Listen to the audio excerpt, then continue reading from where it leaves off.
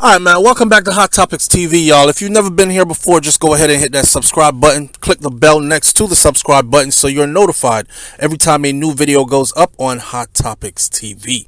Man, look, first of all, let me say condolences to the parents, family members, surviving family members of the 3 football players that were killed from the Virginia football team.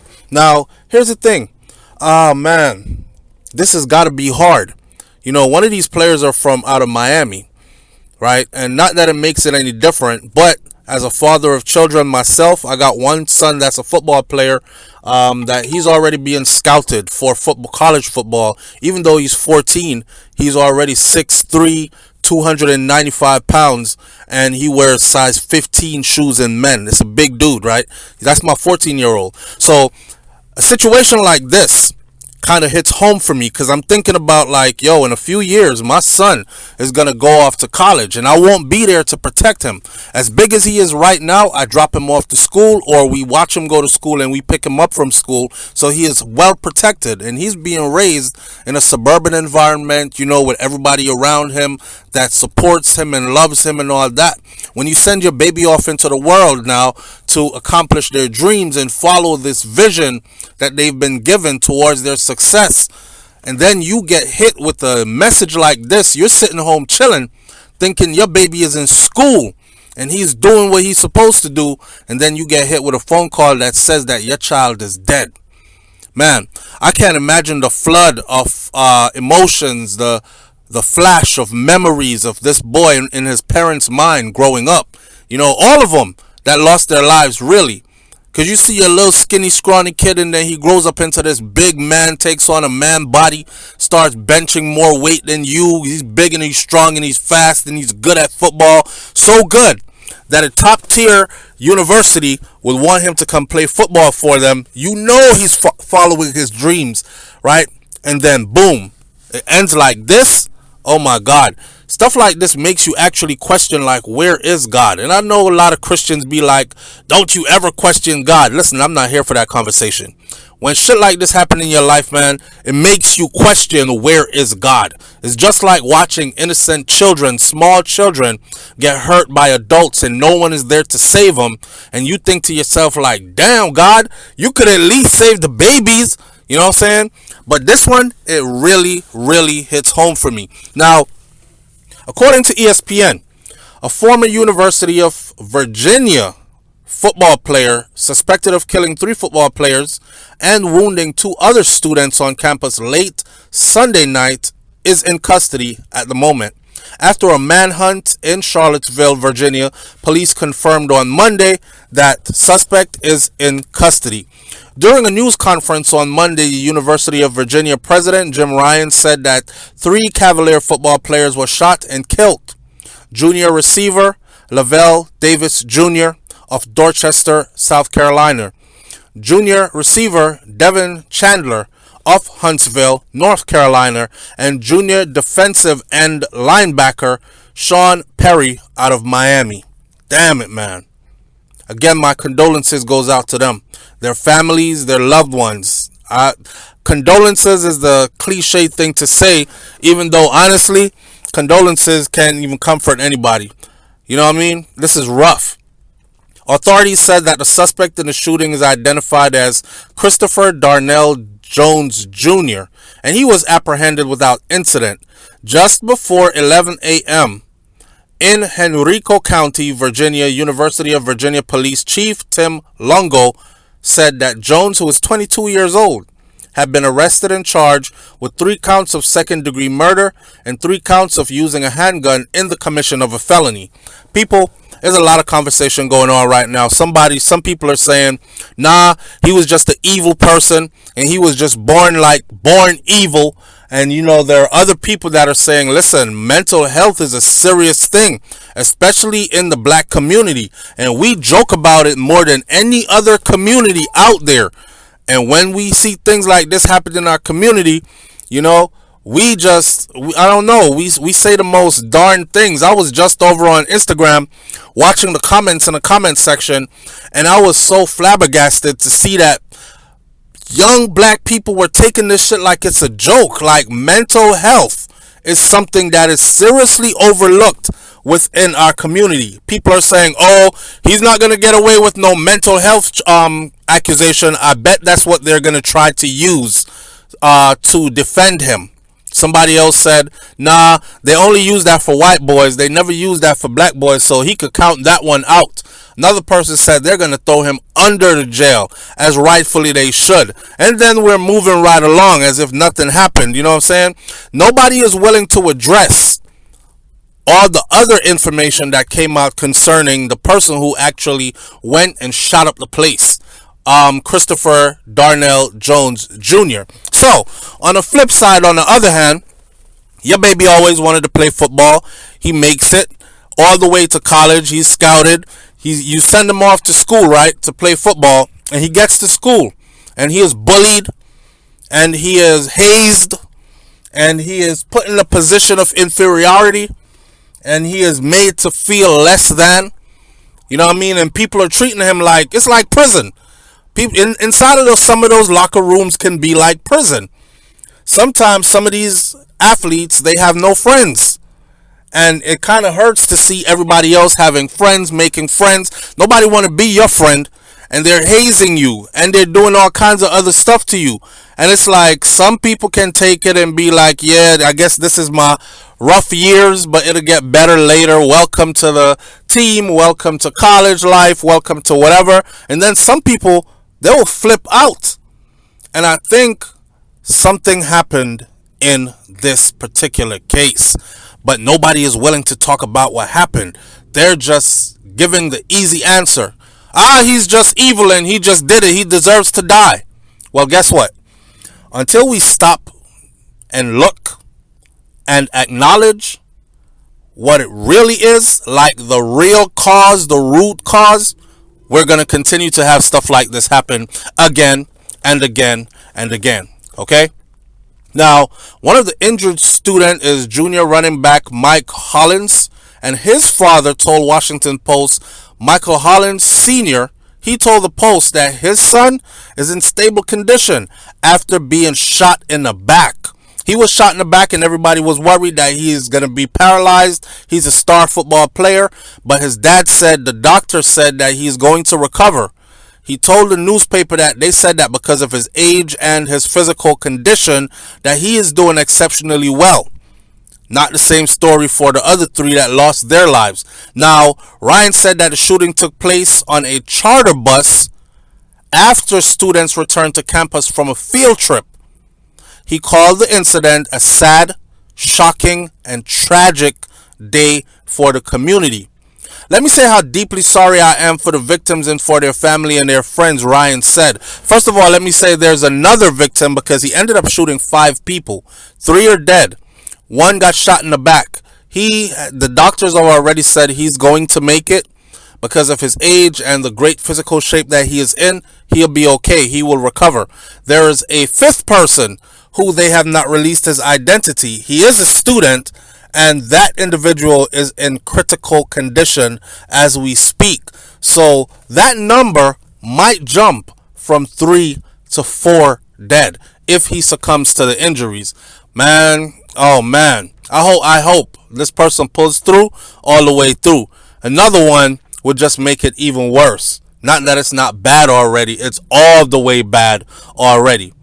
Anyhow, in a statement, the Virginia football coach Tony Elliott said that his team is experiencing devastation and heartache, and rightfully so. He basically said, like, I cannot find the words to express the devastation and the heartache that our team is feeling today after the tragic events last night that resulted in the deaths of Lavelle, Deshaun, and Devin, and the others who were injured.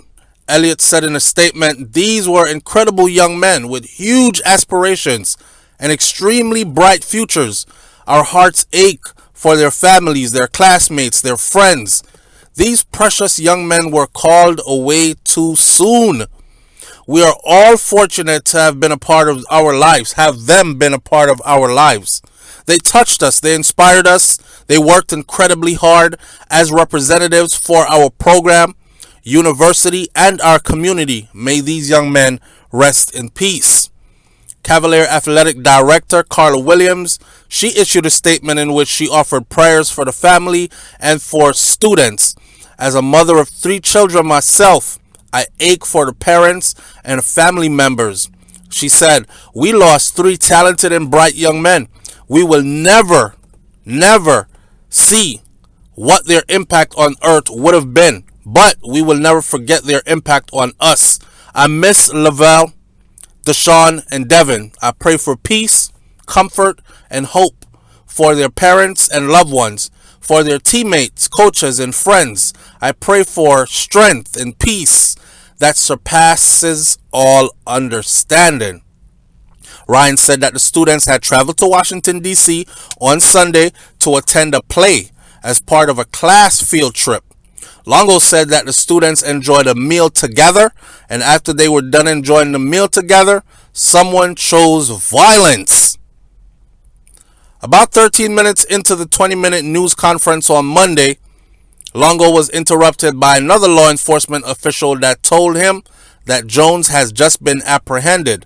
After announcing the arrest, Longo paused briefly and he said, man, I just need a moment to thank God and breathe a sigh of relief. The UVA Police Department had tweeted earlier Monday morning that it was looking for Jones regarding the shooting, which occurred in a parking garage on campus around 10:30 p.m. after they came back from the trip, Eastern Time Sunday.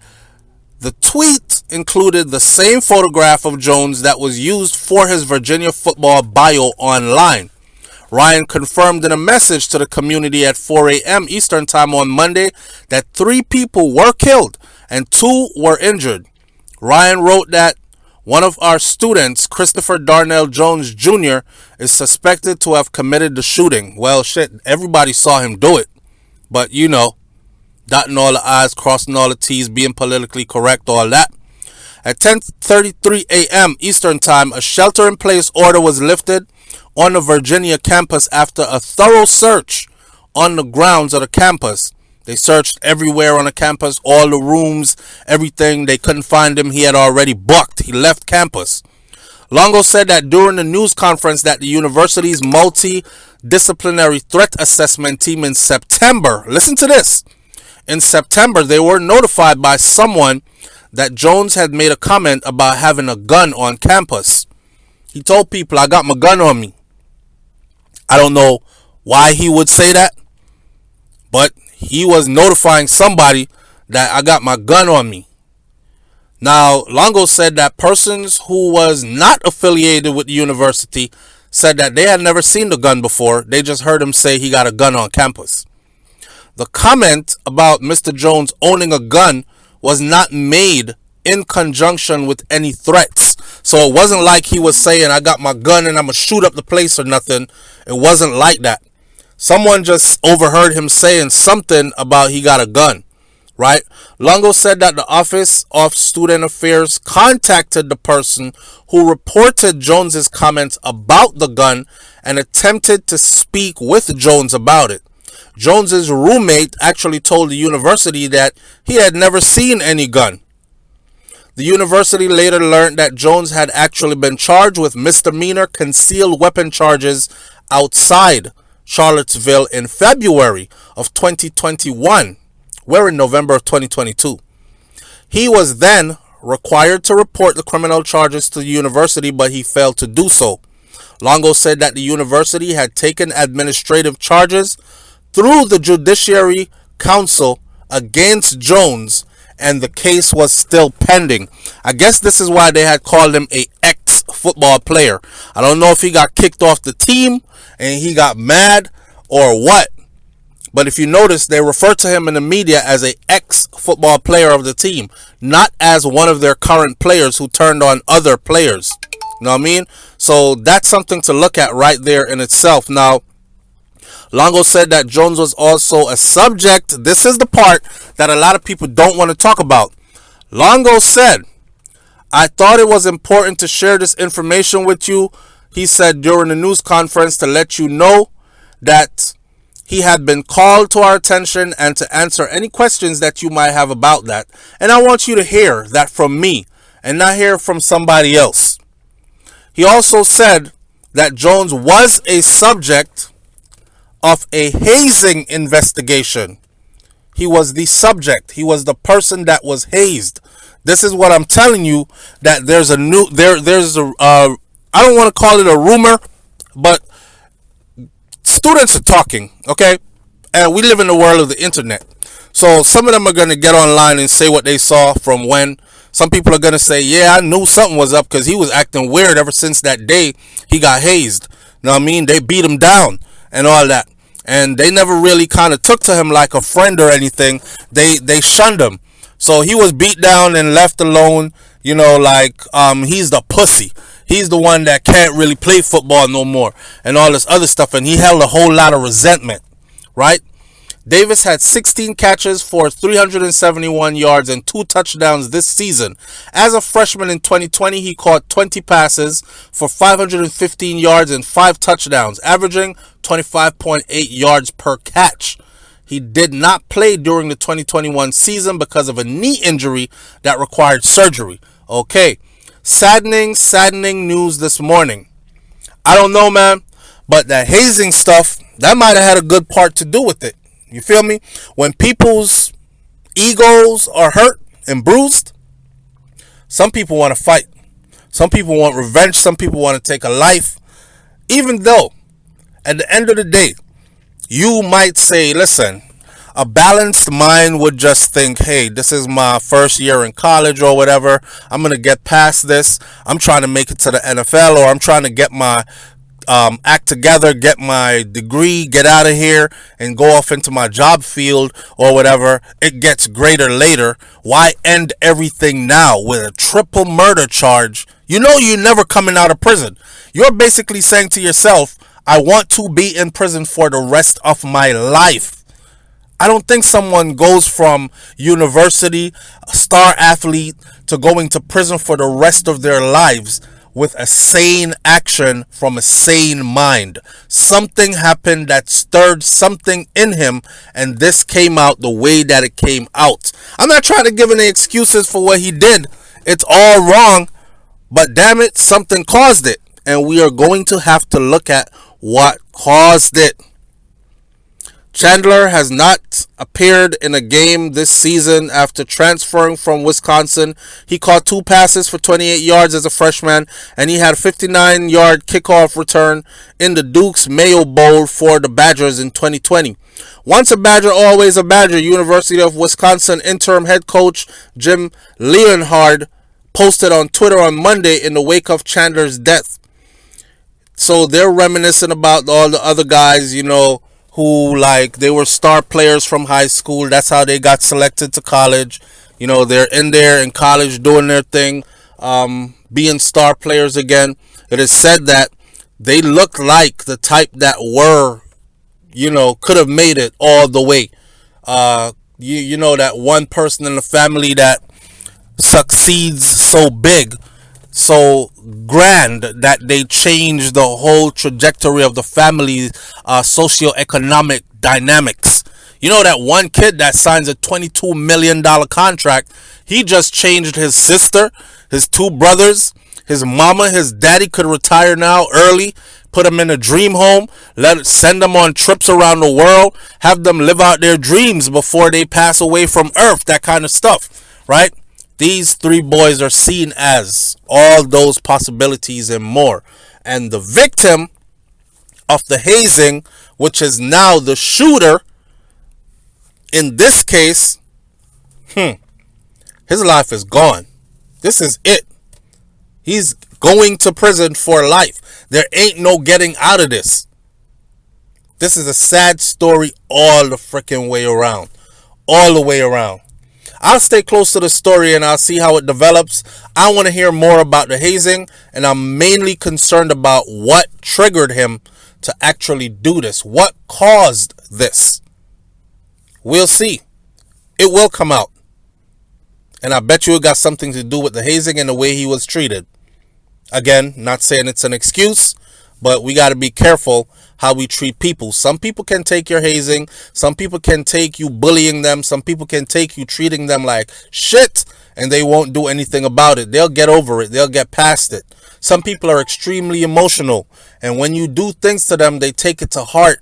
So much so that it affects the very fiber of their being, the way they speak, the way they interact with other people. They go to bed to sleep at nights and they cannot sleep, right? They're possessed and over-consumed with the thought of how disrespected they were treated. So I'm advising us to start treating people around us with love and respect. Because when the powder keg explodes, any one of us could be a victim. I'm going to leave this one right here for now, man. Hit that subscribe button. Click the bell next to the subscribe button so you're notified when a new video goes up on Hot Topics TV. And I'll catch you on the next video. Be cool. I'm out. Peace.